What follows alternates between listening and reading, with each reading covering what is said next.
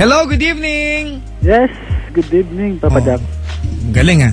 Good evening. Yes, hello. Oh, yes ka ng yes. Pangalan po? Ambet na lang, Papa Jack. Ambet. Kamusta na, Ambet? Okay naman. Sir, lakasan mo, sir. Okay naman ho, Papa Jack. Dikit mo yung labi mo sa telepono, sir. Ito ho. Ayan. Okay, Ambet. Yes. Yes ka. Anong ginagawa sa buhay? Tatrabaho po. Lakasan mo kasi nakikinig si Nesty Park sa atin, ha? Tatrabaho po ako ngayon. Anong hanap buhay ni Ambet? Sierra Gold po, Papa Jack. Sierra Golf. Anong binabantayan mo? Government na po. Government business. Government office? Opo. At binabantayan mo, aalis ba yan? Welcome, bukas wala na yung building, no? Pati yung binantayan.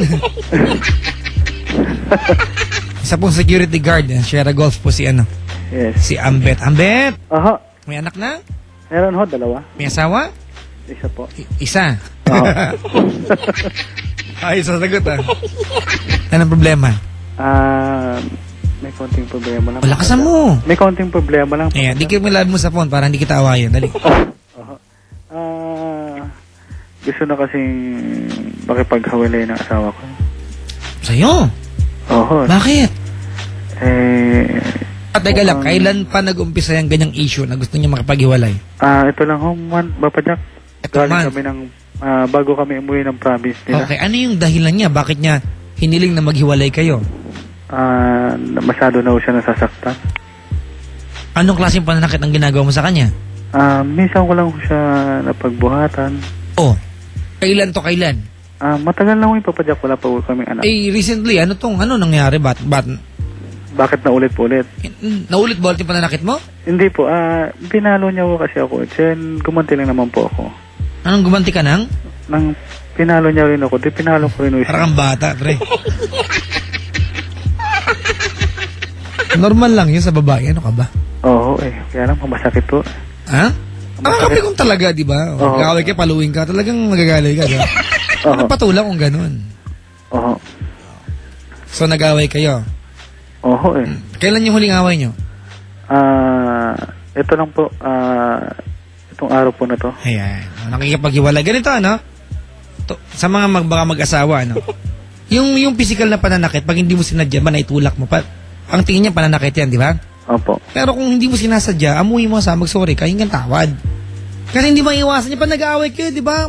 Lahat ng bagay blurred na yan Di ba? Yes, pag nagwawala kayong dalawa, pag nakakita ka ng gamit, di ba? Minsan, tinatapon mo na lang basta. Pag lumabas siya, itutulak mo. Pag naitulak mo na malakas, sinasaktan mo. Ganun eksena dyan Pag naitulak mo, sampalin ka niya, gaganti ka. Kumbaga, one thing leads to another. Ganyan pag nag-aaway ang dalawang mag-asawa. Ang importanteng bagay, pagkatapos yung mag-aaway, ano ginawa nyo para magbati kayo? Ano yung naging pangako? Kasi dapat pag ganyan, nagkasakit, nagawa kayo ng rules. Next time mag-aaway tayo, dapat kahit anong mangyari, ito lang gagawin natin. Diba? Hindi tayo magsasakitan. Nag-aaway kayo kanina, nagkasakitan kayo. Hindi naman po. Kahit sinong babae, saktan mo yan ng physical, emotional, makakarinig ka talaga ng makikipaghiwalayan. Yun nga, gusto niya kahit sinong babae, di ba? Opo. Gusto niya munang lumayo o para makahinga raw siya. Kahit sinong tao, kuya. Alright? Ambet, kahit sinong babae. Lalo't kanina lang nangyari yan, di ba? Ganyan pag nakikipag-away tayo, it will feel like it's the end of the world. Parang ayaw mo na. Parang bukas ayaw mo na siya makita. Pero pag nawala yung galit, mahal mo pa pala. Gano'ng katagal na kayo mag-asawa? 9 years. Mahal mo ba? Opo. Gano'ng ka mahal? As in, mahal na mahal talaga. Talaga may as in pa. Pamatay. Kanina nag-away kayo, nagkasakitan kayo ng pananalita. Opo. Masakit to, Papa Jack. Sino nakapanakit ng pananalita? Hindi, wala po. Nasabihan ko lang po siya. Na? Sa ganun. Kasi meron akong nakita sa kanya sa CP niya na nabasa ko yung mga text na hindi. Ko lang po sa kanya yung... Nagbo-boylet ang misis mo, ha? Hindi ko alam po. Kasi meron na nangiram ng cellphone sa kanya Oo. Tinapat niya ako na hindi naman daw sa kanya galing yun. Na yung nangihiram na daw ng cellphone niya. So, nakangiti naman ako. Siguro minasama niya siguro yung sinabi ko. Ibig sabihin miscommunication lang to? Misunderstanding lang? Ikaw ba? Huwag natin palakin. Sige, hayaan mo ba na magkahiwalay kayo dahil sa ganyang away? Hindi nga ako, Papa Jack. Hindi ito yung unang away nyo, di ba? Hindi ho. Hindi ito yung unang away na kala mo maghihiwalay na kayo, di ba? Oho. At pagkatapos ng sigurado ako, mag-aaway pa kayo na parang katapusan na rin ng lahat, di ba? Oho. No, pero maghihiwalay ba kayo? Hindi po. O yun, choice nyo kasi yan eh. Di ba? Yeah. Kahit gaano kalaki ng away, di ba, pag pinili nyo wag maghiwalay, hindi kayo maghiwalay. Pero kahit gaano kaliit ang away, pag pinili nyo maghiwalay talaga kayo. Kasi naniniwala ko, okay, ito, mag-a-assume na ako ha. Yes, sir. Ako naniniwala ko 101% mahal ka ng asawa mo. Kahit sinong babae, pag nasabihan mo na masakit, hindi mo aasahan na mag-asabi ng I love you sa'yo yan. Diba? Kasabihin talaga sa'yo yan, makikipaghiwalay sa'yo yan.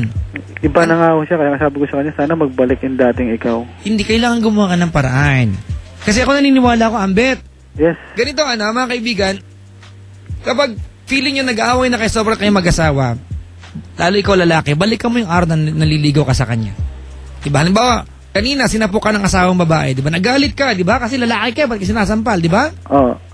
Kung eto ba nangyari nung dalawang buwan ba na kayo magkasintahan?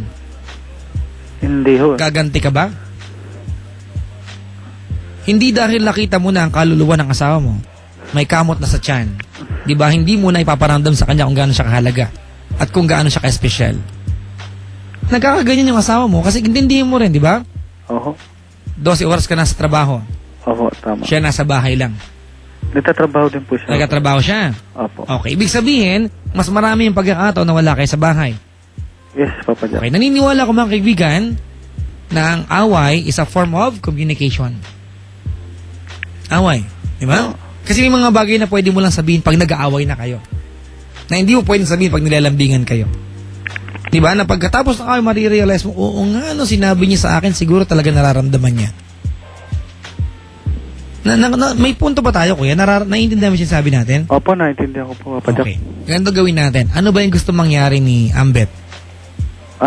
Gusto ko lang po sana mabalik po yung dating pagmamahalan namin. Okay, sige. Gusto mabalik yung dati. Opo. Kasi? Lumalabo na po kasi. Kasi? Kasi po kasalanan ko. Ano dapat gawin? Suyuin po siya. Ligaw mo ulit. Ano ba yung duty ng mga lalaki sa babae? Ano ba yung duty natin? Simple lang naman duty natin mga lalaki, di ba? Paramdam mo sa iyong partner na siya ang pinakamagandang nilalang sa paningin mo. Kahit hindi totoo. Seryoso ako dyan, di ba? Kahit hindi totoo, paramdam mo siya yung pinakamagandang babae. Babae. Di ba? Pag nagawa mo yan, kahit anong paraan mo, kahit bulahin mo siya araw-araw, job well done ka na nun. Kailan ka huling nagsabi sa asawa mo na maganda siya? Yung kahit biro lang, ganda talaga ng asawa. May mga ganun. Ito yung may mga time na pasagi-sagi na kasi medyo nagkakatampuhan kami. Alam mo, ang totoo niyan, sa ganyang, yung maliliit na bagay, it matters a lot eh. Di ba? Yung mga ginagawa mo, naliligaw ka pa. Kailan ka huling bumili ng pasalubong para sa asawa mo pag uwi mo ng bahay? Matagal-tagal na, Papa. Yun yung punto ko eh. Hindi kailangan bumili ka ng tsokolate. Bumili ka ng 2 penoy sa bahay pag uwi ng bahay. Hindi dapat mahal. Alright? Yes. Hindi kailangan mahal. Okay? Opo. Bili ka 2 penoy. Habang kinakain niya, nagkakwentuhan kayo. You catch things up. Kumuha ka ng effort ko. Ikaw kausap ngayon, sa'yo ko sasabihin to. Gusto mo bumalik sa dati yung relasyon ninyo? Oo. Gusto mo maramdaman ulit yung pagmamahal ng asawa mo na meron dati sa inyong dalawa? Yes, Papa Jack. Diba? Oo.